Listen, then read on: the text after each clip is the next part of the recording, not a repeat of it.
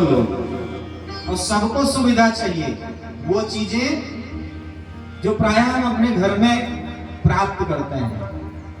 लेकिन क्या कभी हम लोगों ने विचार किया कि वहां रह के हम स्नान करके अपने शरीर को तो शुद्ध कर लिए, लेकिन उस 24 घंटा 36 घंटा रह करके मल मूत्र आदि जो भी एकत्रित हुई वो बाद में जाएंगे कहां? वो जाएंगे कहां? कहां जाएंगे जानते हैं? अभी जब जुलाई अगस्त का महीना आएगा ना, तो गंगा जी बढ़ेंगी, पानी का भराव हुआ। अच्छा, कुछ लोग जो गंगा जी के आसपास थोड़ी दूर पे रहते हैं 10-15 किलोमीटर में, वो जो शव वगैरह होते हैं, शव मृत शरीर को ले जाके गंगा जी के ही किनारे गाड़ देते हैं। तो वो जो शरीर है वो 2 से 3 महीने में उसमें अकड़पन आता है। और जब गंगा जी बढ़ती है ना, तो हमारे किए हुए जितने भी अपराध रहते हैं, मल मूत्र, किनारे गड़े हुए जितने भी मुर्दा रहते हैं, कोई अपना इंजन चेसिस बॉडी लिए हुए सब बहे चले जा रहे हैं, जितना भी मलमूत्र है सब उसी गंगा जी में बहता चला जा रहा है। गंगा मां, आपने अच्छाई भी किया बुराई भी किया, इन सबको समेट करके अंतर्गत्वा वो निर्मल हो जाती हैं। विराट स्वरूप हमारे जो भगवान हैं, वो भी चाहे पापी हो, चाहे अधर्मी हो, चाहे आस्तिक हो, चाहे नास्तिक हो, चाहे स्त्री हो, चाहे पुरुष, चाहे जिस भी प्रकार का हो, हमारे प्रभु सबको हृदय में लगा लेते हैं, सबको। और वही है हमारा वैदिक सनातन धर्म। सनातन धर्म भी है, चाहे कुछ भी कहो, जिस पत्तल में खाओ उसी पत्तल में छेद करो, हिंदू हैं हम। लेकिन कभी हमने अपने हिंदुत्व को पहचाना? कभी नहीं पहचाना। जहां दिखावा करना होगा वहां कहेंगे कि हम हिंदू हैं, लेकिन जहां धर्म करने की बात आएगी, वहां अगर कोई अच्छा भी करता रहेगा, धर्म भी करता रहेगा, तो जाकर के हाथ पकड़ लेंगे, इतना उत्तम सवाल उसको देंगे कि वो लौट आएगा वापस। और शास्त्र कहता है कि भैया दान ऐसा करो कि दाहिने हाथ से दान करो और बाएं हाथ को पता भी न चले। लेकिन आज दान की भी बड़ी महत्ता बढ़ गई है। रज्जू बाबू, दान की महत्ता बढ़ गई है। हम सब आश्रम से जुड़े हुए हैं। एक पंखा भी लोग दान करेंगे तो तीनों पट्टी पे लिखा रहेगा राम प्रसाद बिस्मिल, तीनों पट्टी पे। और दान किसके नाम से करेंगे? जो बीच का वो जो चक्री होता है ना, उस पे अपने पुरखों का नाम लिख रहेंगे, दादा बाबाओं का।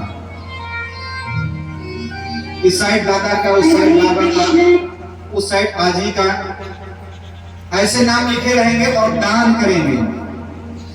तो जब पंखा चलता है ना, तो पंखा कहता है कि लो पितरों को लेकर के उड़ रहा हूं, कभी कोई नीचे नहीं आने पाएगा।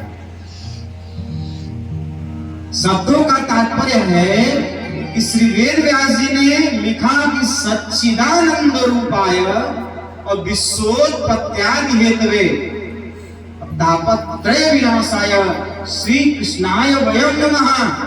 यानी हम सब मिलकर के किसको प्रणाम करते हैं? किसको प्रणाम करते हैं? वेद व्यास जी ने कहा वयं नमः, हम सब मिलकर को किसको? कृष्णाय नमः नहीं, श्री कृष्णाय वयं नमः। श्री शब्द का तात्पर्य श्री राधा जी से है, श्री किशोरी जी से है। इसलिए हम सभी मिलकर के श्री किशोरी जी सहित, श्री राधा जी, श्री जी सहित श्री कृष्ण को प्रणाम करते हैं। बोलिए सर्वेश्वर भगवान की। सच्चिदानंद रूपाय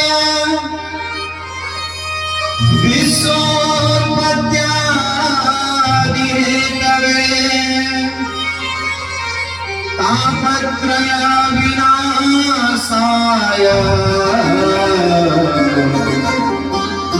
श्री कृष्णाय वयं नमः। सर्वप्रथम उन्होंने अपने आराध्य को प्रणाम किया।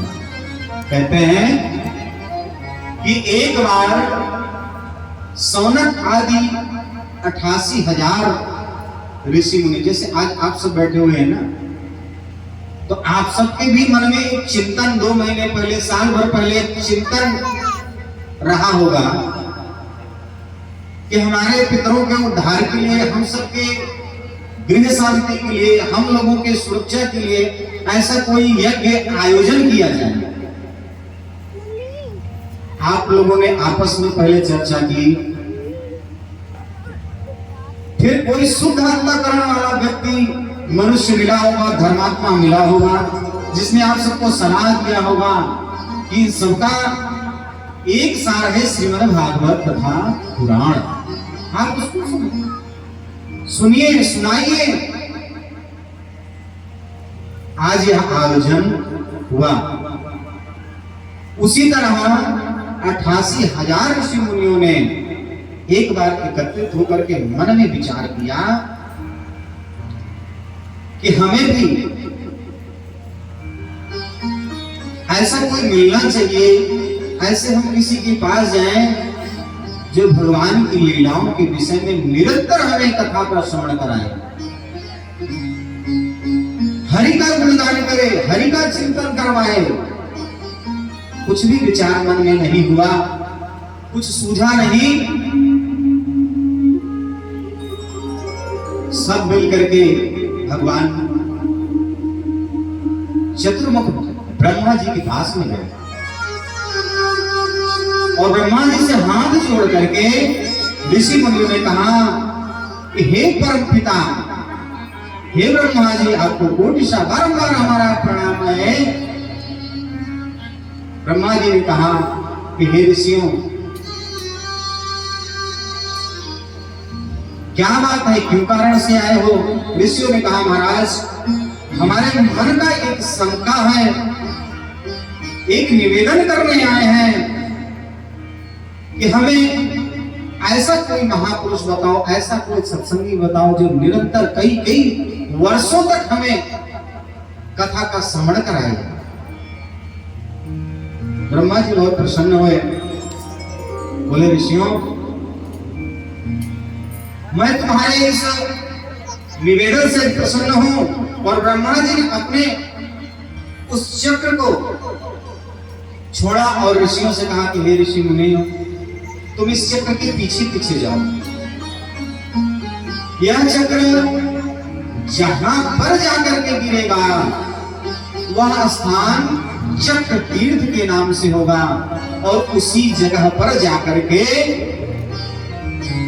तुम भगवान की लीलाओं का श्रवण करना।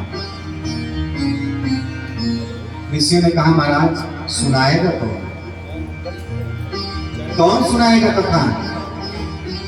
ब्रह्मा जी ने कहा ऋषियों, आप चिंता बिल्कुल मत करो, आप वहां पर जाओ और जाकर के बढ़िया सुंदर से गोबर का लेपन कर करके और पुष्प तुलसी पत्र लेकर के आवाहन करना, ध्यान करना, आपको कथा का श्रवण कराने वाला मिल जाएगा। सारे ऋषियों ने उस चक्र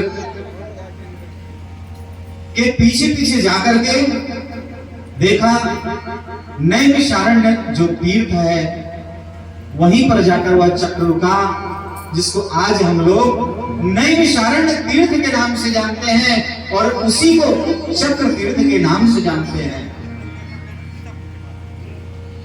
नैमिष क्षेत्र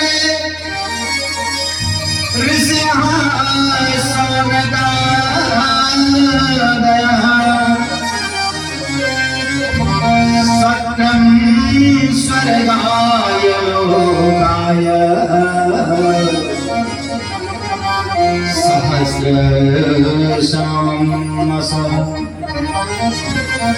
जितने भी 88,000 ऋषि मुनि थे सभी ऊपर से लीप करके और हाथ में पुष्प और तुलसी पत्र लेकर के और भगवान का आवाहन किया।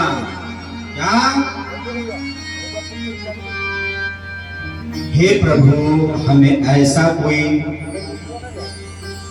वक्ता दीजिए, ऐसा कोई हमें भगवान की लीलाओं का श्रवण करने वाला प्राप्त कराए, जो जन्म जन्मांतरों तक श्री हरि की कथा को श्रवण करा सके।